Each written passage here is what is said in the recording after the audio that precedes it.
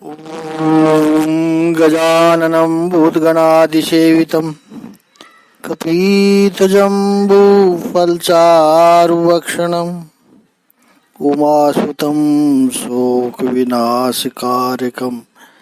नमामि विघ्नेश्वरपादपङ्कजम्। कृष्णाय वासुदेवाय हरे परमात्मने प्रणतः क्लेशनाशाय गोविंदाय नमो नमः। ओम श्री महापुरुष देवाय नमः। ओम श्री गुरुदेवाय नमः। ओम आनंद स्वरूप भगवान की जय। ओम शांति स्वरूप भगवान की जय। हमारा चिंतन गीता अध्याय 5 श्लोक 16 पर चल रहा है। पिछले श्लोक में प्रभु ने कहा था अज्ञान ज्ञान को ढक लेता है, ज्ञान का नाश नहीं होता है, अज्ञान ढक लेता है। और इस 16वें श्लोक में प्रभु कह रहे हैं कि जब कोई उस ज्ञान से प्रबुद्ध होता है जिससे अविद्या का नाश होता है, तो उसके ज्ञान से सब कुछ उसी तरह प्रकट हो जाता है जैसे दिन में सूर्य से सारी वस्तुएं प्रकाशित हो जाती है। ये प्रभु ने कहा। और हमने चिंतन करते हुए 3 कॉन्सेप्ट पर निष्कर्ष निकाला कि जीव, जगत और जगदीश, इन 3 के बाहर कोई चिंतन हो ही नहीं सकता है। हमारे दिमाग में जो मन है वो निरंतर चल रहा है, दिन रात चल रहा है। आप रोकना चाहो तो भी नहीं रोक सकते। लेकिन जो भी विचार आते हैं उसके मन में, अपने मन में, समझ लेना इन तीनों में से एक ही विषय के होंगे।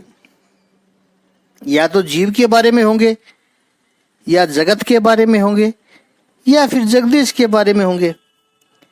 जिसने धीरे धीरे अनुशासन पूर्वक जगत विषय प्रश्नों का उत्तर पा लिया है, ताकि जगत विषय संशय अब बहुत डिस्टर्ब नहीं करते हैं। क्योंकि जगत में हम जितना इंटरेस्ट लेते हैं उतना लेने की आवश्यकता नहीं है हमें। ये जगत न किसी का हुआ है और न ही हो सकता है। नहीं हुआ है वो जगत का दोष नहीं है, वो जगत का स्वभाव है।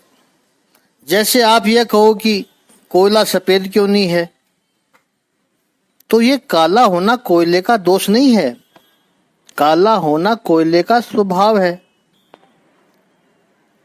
किसी का न होना यह जगत का दोष नहीं है।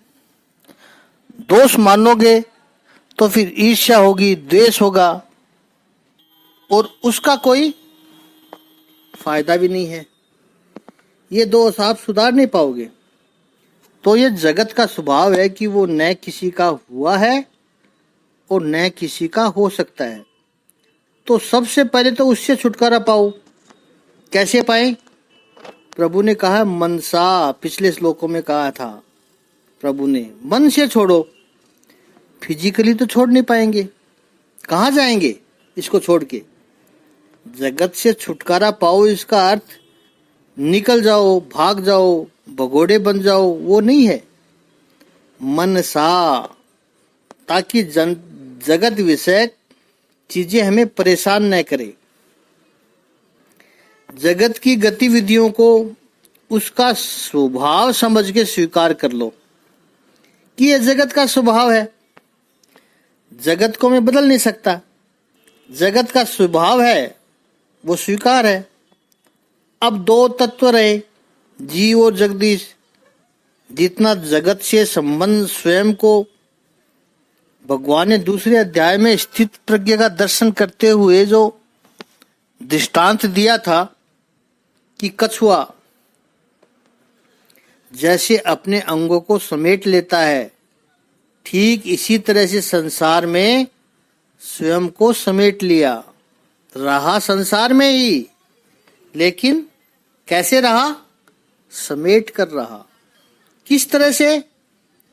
जहां व्यवहार की आवश्यकता है वहां वो व्यवहार हो जाए, लेकिन वो संसार आपको, आपकी संवेदनाओं को, आपकी चेतनाओं को, आपकी बुद्धि को आघात न कर सके।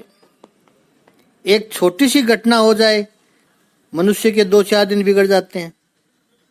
उसने ऐसा क्यों कहा होगा, सोचता रहता है, क्योंकि अंत में कुछ उसमें से मिलना तो है नहीं। अब जीव और जगदीश का चिंतन शुरू करें। 2 रास्ते हैं। एक रास्ता है केवल फोकस जगदीश पर करो। जितना जगदीश के समीप जाओगे उतना जीव भी स्पष्ट होता जाएगा। परमात्मा को जितना पहचानते जाओगे उतना अपना स्वरूप भी, यानी निज रूप भी स्पष्ट होता जाएगा, स्वभाव स्पष्ट होता जाएगा। अपनी निजता को पालोगे, या फिर पूरी तरह डुबकी अपने अंदर लगाओ, स्वयं को पहचानने का प्रयास करो। जिस दिन पूर्ण रूप से अपने स्वयं को पहचान लिया, उस दिन आप परमात्मा से भिन्न न होंगे। यह मार्ग हम जितना सोचते हैं उतना कठिन नहीं है। हाँ, कठिन है थोड़ा बहुत। क्यों कठिन है? क्योंकि संसार हमें इतना व्यस्त रखता है, शारीरिक रूप से, मानसिक रूप से, कि हम स्वयं यानी जीव और जगदीश के बारे में चिंतन ही नहीं कर सकते हैं। यह जिसने किया जीव और जगदीश का चिंतन, वो आत्मज्ञान है। इस जगत में मेरा स्थान क्या है? इस जगत में मैं क्या लेकर आया था? इस जगत से मैं जाऊंगा तो क्या लेकर जाऊंगा? देखिए, अब चिंतन जगत की साइड में कम हो गया, मुख्य हो गया मैं, स्वयं मुख्य बन गया। मैं क्या लेकर आया था, मैं क्या लेकर जाऊंगा, ये चिंतन जो करे, मनुष्य को चाहिए कि अपनी महिमा और मर्यादा दोनों को समझ ले। ऊर्जा क्या है वो भी समझ ले, और मेरी मर्यादा क्या है वो भी समझ ले। क्योंकि होता क्या है कि जब मनुष्य अपनी मर्यादा को नहीं समझता है और महिमा को हद से ज्यादा बढ़ा देता है अपनी, तब सुपीरियोरिटी कॉम्प्लेक्स निर्माण होता है। श्रेष्ठता की भावना निर्माण हो जाती है। मैं तो श्रेष्ठ हूं, मेरे से श्रेष्ठ कौन है? इन्फ्लेटेड ईगो जिसे कहते हैं वो आ जाता है। यह भी एक विचित्रता है। मनुष्य जब अपनी महिमा को जाने बिना केवल मर्यादाओं में ही फंसता रहता है, तो इन्फीरियोरिटी कॉम्प्लेक्स यानी हीन भावना निर्माण होती है, और वो भी आध्यात्मिक विकास के लिए नुकसानकारी है। दोनों का पता चलना चाहिए, पॉजिटिव और नेगेटिव, तथा व्यक्ति संतुलित रहेगा। और जीव के बारे में, जैसे जगत तो निकल गया, जीव की दृष्टि से देखे तो मुझे मेरा विकास करना है, यह व्यवहार ज्ञान है। और परमात्मा की इच्छा का मुझे अनुसरण करना है, यह अध्यात्म ज्ञान है। इसलिए संसार में आप देखना, सामान्य व्यक्ति जो है वो चूंकि उसे कृतित्व और भोक्तृत्व का अहंकार होता है। मैं कर रहा हूं, मैंने जो किया है मैं उसका भोग ले रहा हूं। ये सामान्य व्यक्ति है। सामान्य व्यक्ति हमेशा अस्वस्थ रहेगा। उसको ये कर्ता और भोक्ता का अहंकार है। जिसको भी ये कर्ता और भोक्ता का अहंकार है वो हमेशा अस्वस्थ रहेगा। सज्जन कर्ता भोक्ता के अहंकार से छूट जाएगा, लेकिन उसको सद्गुणों का अहंकार अवश्य होता है। उनकी भाषा ही ऐसी हो जाती है कि पड़ोसी तो कुछ करता ही नहीं है, उनसे तो हम अच्छे हैं।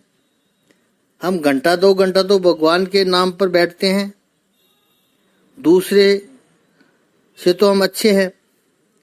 तो सज्जन को अपने गुणों का अहंकार है और इन सद्गुणों के अहंकार की वजह से सज्जन हमेशा गंभीर दिखाई पड़ेगा। सामान्य व्यक्ति अस्वस्थ है, सज्जन गंभीर है। तीसरा एक लक्षण है भक्त। जो है वो कहता है मैं तो भगवान का हूं।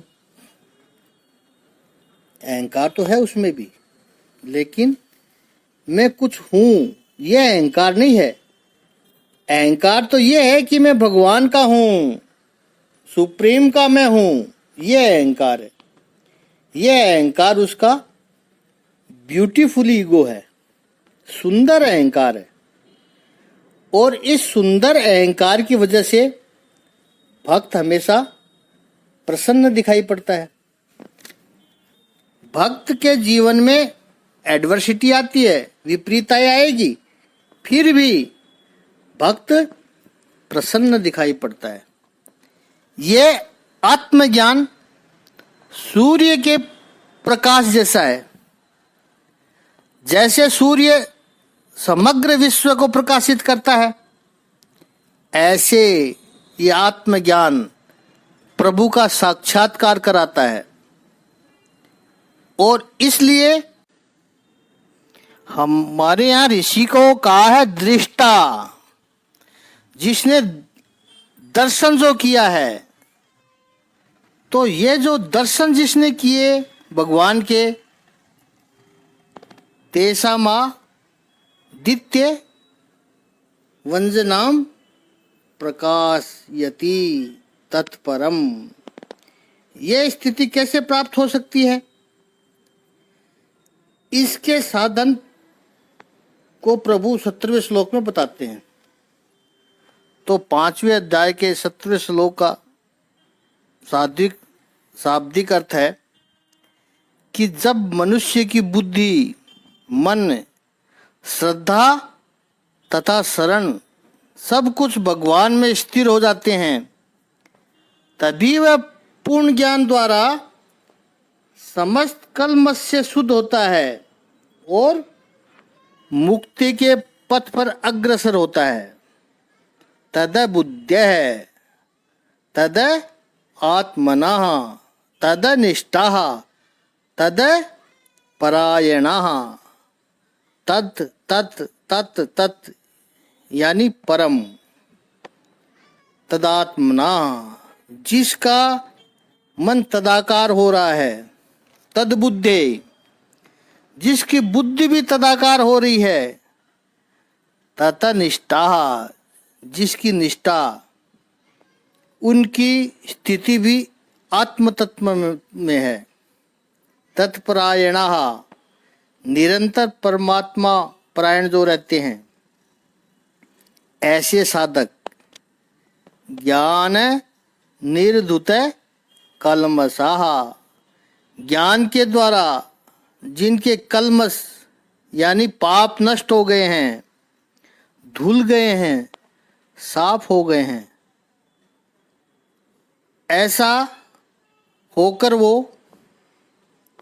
अपुनः आवृतम गच्छन्ति।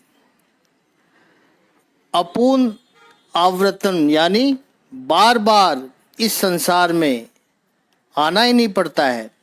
ऐसी स्थिति में उस पद को पाता है। और सबसे महत्वपूर्ण बात है, सदा के लिए पाता है, प्राप्त करता है। अज्ञान और ज्ञान में जो फर्क है, यहाँ ये स्थिति है कि जैसे पहले कहा गया कि जगत को विस्मृत करके धीरे धीरे जीव और जगदीश में ही वो मग्न रहता है, इसलिए यहाँ कहा गया तत्परायण, तत्निष्ठा, तत्बुद्ध्या। अब केवल जीव और जगदीश की बात रह गई। सब्जी में जो कंकर आता है वो निकल गया, या वो हड्डी वाला उदाहरण नहीं देंगे। स्वादिष्ट भोजन खा रहे हैं और कंकर आ गया, सारा स्वाद खत्म हो जाता है। अब वो निकल गया कंकर, यानी जगत से दूरी बन गई। जो भी जीव और ईश्वर के बीच में भेद निर्माण करता है वो जगत है। जगत का ये लक्षण है, वो हमेशा जीव और जगदीश के बिंब भेद निर्माण करता है। जीव को लगे कि जगदीश मुझसे भिन्न है, यही अज्ञान है। और वेदांत की जो परिभाषा है उसमें उसको मूला अज्ञान कहते हैं। मूल अज्ञान, द ओरिजिनल इग्नोरेंस है, और कुछ है ही नहीं, और कुछ नहीं है। ईश्वर मुझसे भिन्न है, मैं और ईश्वर अलग अलग एंटिटी है, ऐसा जो लगता है वो मूला अज्ञान है। और ये मूला अज्ञान जिसका नष्ट हो गया, जिसको जीव और जगदीश की एक रूपता का पता चल गया, वो परमार्थदर्शी है, परमार्थदर्शी। फिर देखिए, यहाँ पर परमार्थ का अर्थ दूसरों की सेवा करना, वो परमार्थ नहीं है। हमने परसों भी समझाया था इसको। परमार्थ का अर्थ द सुप्रीम अंडरस्टैंडिंग, कि मैं और जगदीश एक ही हैं, ये परमार्थ दृष्टि है। और ये स्थिति आने के बाद भी जगत मिटेगा नहीं। लोगों ने तो जगत को मिटाने का प्रयास किया है, वो ही थके हैं, वो ही हारे हैं, वो ही नेगेटिविटी ले आए हैं। उन्होंने धर्म को उदासीन प्रदान कर दी, और उन्हीं की वजह से डरकर दूसरे लोग अध्यात्म पद पर आते नहीं हैं। उन्होंने जगत की इतनी निंदा की कि बाकी के लोगों को लगता है कि हमें तो जगत में मजा आ रहा है, और ये कह रहे हैं कि धार्मिक बनना होगा तो जगत को छोड़ दो। कैसे छोड़ पाएंगे हम? जिसने जीव और जगदीश की एक रूपता सिद्ध कर दी, अब जगत परेशान नहीं कर सकता है उसे। अध्यात्म का हेतु जगत का नाश करना या जगत से द्वेष करना नहीं है। अध्यात्म का हेतु है जीव और जगदीश को मिलाना।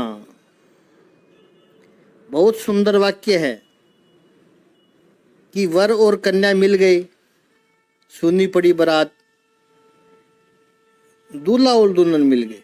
ऐसा है, दूल्हा और दुल्हन मिल गए, सुनी पड़ी बारात। देखिए, जब तक ब्याह नहीं हुआ है, समझ लीजिए कन्या है वो जीव है, वर है वो जगदीश है। अब यहाँ पे अगर महिलाओं को ऐतराज हो तो इसका उल्टा कर दो, कन्या जगदीश है, वर जीवात्मा मान लो, जीव और जगदीश। बाकी जो बाराती है वो जगत। जगत बीच में कब तक आता है? जब तक जीव और जगदीश अलग बैठे हैं। दूल्हा अपने घर बैठा है, दुल्हन अपने मायके बैठी है, सहेलियों से घिरी हुई है, तब तक बारातियों का महत्व देखो कितना रहता है। वो आएगा, उनका स्वागत करना है, उनका स्वागत करना पड़ेगा, उनको बुरा नहीं लगना चाहिए, सबको माना पहनाओ, सबका स्वागत करो, उनके प्रति बहुत ध्यान दिया जाता है। हम सब ने ऐसा वातावरण देखा होगा। लेकिन एक बार वर और कन्या आमने सामने आ गए, पुष्पमाला पहनाई, पानी ग्रहण हो गया और फेरे होने लगे, विदाई होगी दोनों की, फिर कोई किसी को पूछता ही नहीं है। और हमें संबंध है जीव और जगदीश से, तो इन दोनों का भी ध्यान जगत के प्रति था उस वक्त। जीव और जगदीश यानी लड़का और लड़की, इन दोनों का भी ध्यान जगत के ऊपर भी था। कौन आया, वो मेरी सहेली आई नहीं आई, वो आया नहीं आया, दोस्त कहाँ बैठे हैं, वो कैसा उनका स्वागत हुआ है। लेकिन जब ये दोनों एक दूसरे से मिले, अब आसपास उन दोनों की दृष्टि ही नहीं है। विदाई हो गई, अब अकेले हो गए। अब जगत के यानी बारातियों के बारे में कोई विचार करेगा? नहीं होना चाहिए। अगर कोई करता है तो नहीं होना चाहिए। दूल्हा दुल्हन मिल गए, सुनी पड़ी बारात। केवल जीव और जगदीश। अब बारात की क्या आवश्यकता है?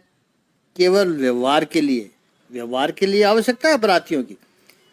बारातियों को आप टोटली इग्नोर नहीं कर सकते हैं।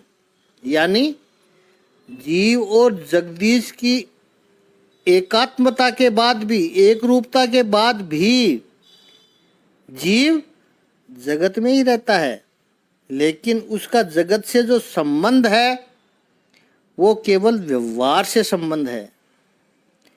उसकी जरूर आवश्यकता पड़ेगी उसको। क्यों? क्योंकि जब तक शरीर है तब तक जगत की आवश्यकता होगी। ठीक वैसे ही जैसे सपने में आपको प्यास लगी है, तो उस प्यास को मिटाने के लिए जो पानी लगेगा, जो पानी चाहिएगा, वो भी सपने का ही लगेगा।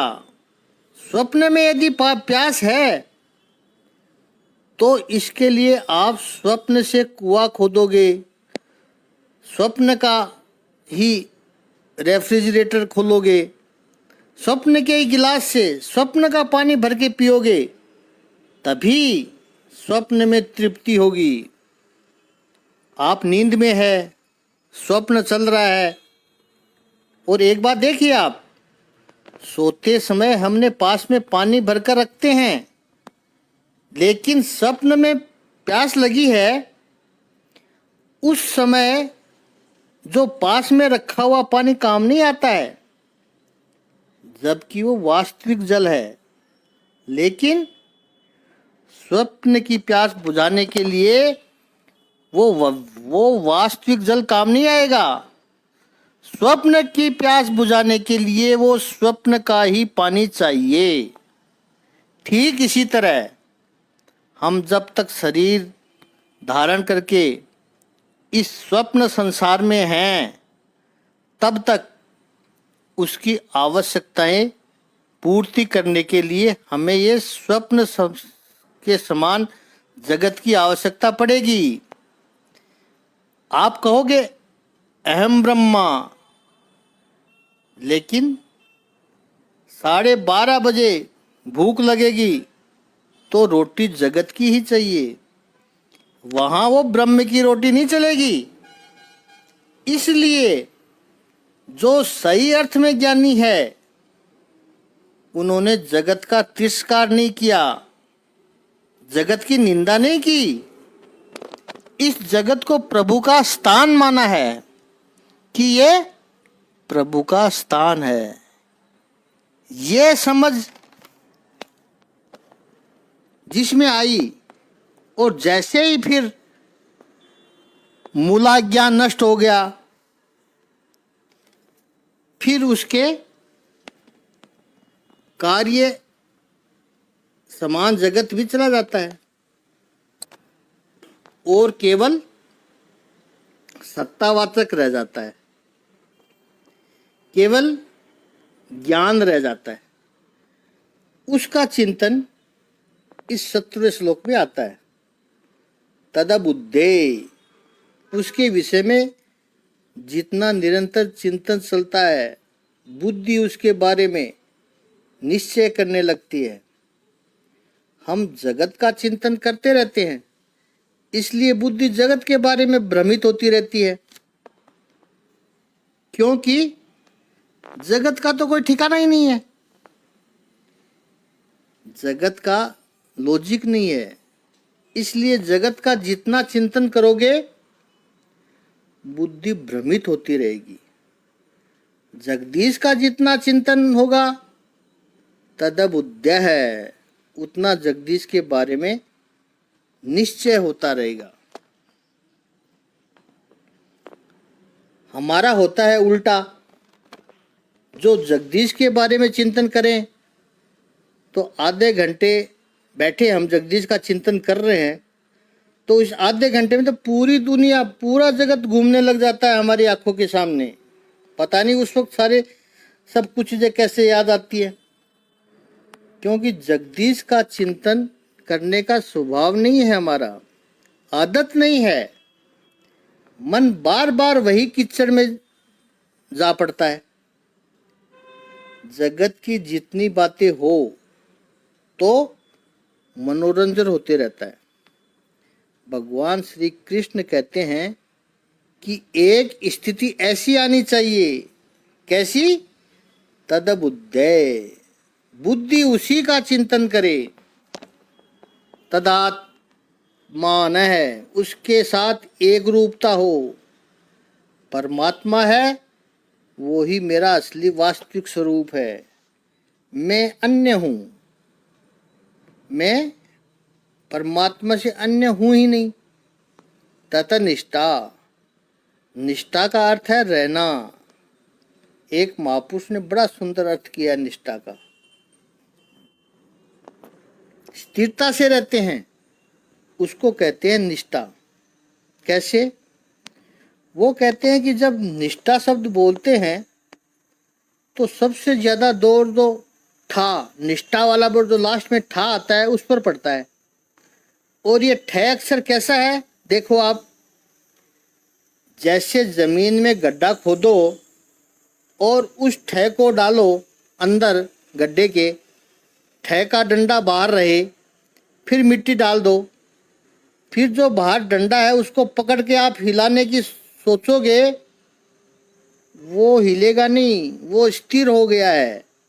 निष्ठा का अर्थ है ऐसी स्थिरता जिसको आप हिला नहीं सकते हो। तो ततः निष्ठा, ततः परायणः, ये भी बड़ा सुंदर शब्द है परायणः। इसका पूरा जब विग्रह कर दो ग्रामेटिकली, तत्परयण है, तत्परायण, तत् यानी वह, पर यानी मैं हो जाना, भगवान मैं। अय का अर्थ है गति करना, जैसे रामायण, राम का अयन, राम जहाँ गए, सीतायण, सीता जहाँ गई वहाँ कथा का प्रवाह चलता रहा। ऐसे तत्परायण, उसी का चिंतन, उसी का मनन, एक अवस्था से दूसरी अवस्था में जाना, उसे कहते हैं अयन। जैसे सूर्य अब अभी दक्षिणायन में है, दक्षिणायन, 14 जनवरी आएगी, उत्तरायण, उत्तर की ओर जाएगा। तो एक अवस्था से दूसरी अवस्था में गया, उसे कहते हैं अयन, उत्तरायण, दक्षिणायन। ऐसा हो जीव का कि उसका जो निरंतर अयन है वो तत्पर हो, परमात्मा स्वरूप हो, बार बार उसी में गति, तत्परायण है। गच्छन्ते पुनरावृत्तिम, ऐसे लोग अपुनरावृत्ति पाते हैं। जब तक परमात्मा के नहीं हुए तब तक संसार में रहेंगे, और संसार किसी को अपनाता नहीं है। बार बार आना जाना, पुनरावृत्ति होती रहती है, बनी रहेगी। एक बार जिसको ये आ गया, तद बुद्धि ही तद आत्मन तद निष्ठा तद परायण, ये आ गया, फिर पुनरावृत्ति नहीं होती है। जिसने ठीक से जीवन जी लिया उसको पुनरावृत्ति नहीं करनी पड़ती है, और जो सही रूप में नहीं जिया उसको पुनरावृत्ति करनी पड़ती है। बनी हुई घटना है। संगीत का एक कार्यक्रम चल रहा था। गायक ने रात के 9 बजे पहला गीत शुरू किया। 9 बजे से शुरू होना था प्रोग्राम।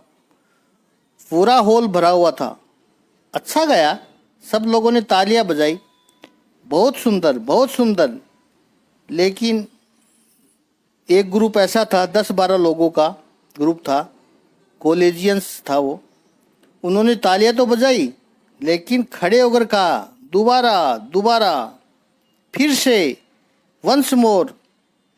गायक ने सोचा उनको अच्छा लगता होगा, बहुत अच्छा लगा होगा।